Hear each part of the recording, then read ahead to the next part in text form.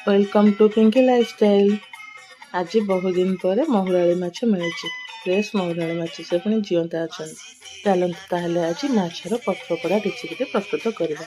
बाड़ी थी कखारु गचर किसी कखारु पत्र नहीं आसलु धुआ धुई कर रखीदेलु।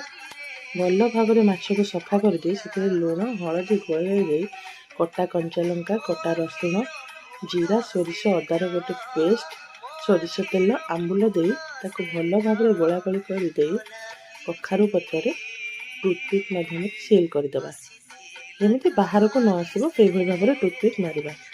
तापर चूल्ही कड़ई बसई कड़ई गरम होला से अल्प तेल दे माछ को रखा। तापर ताको घोड़ाई देवा माछटी भल भाव में सीझा मझे मझे ताको लेउट पाउट करवा एवं तेल टिके टिके दबा जमी माछटी भल भाव में होइथिबो।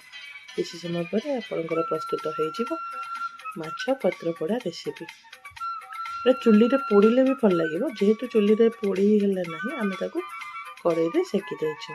चलो देखा केमती ऊपर भाग पोड़ा कखारी पत्रटा को आम फोपाड़ी दबा किंतु भीतर कखारी पत्रटा को आम खाइबा। कखारी पत्रटा खोली देखला बेलू माछटा बहुत टेम्पटिंग देखा जाउची।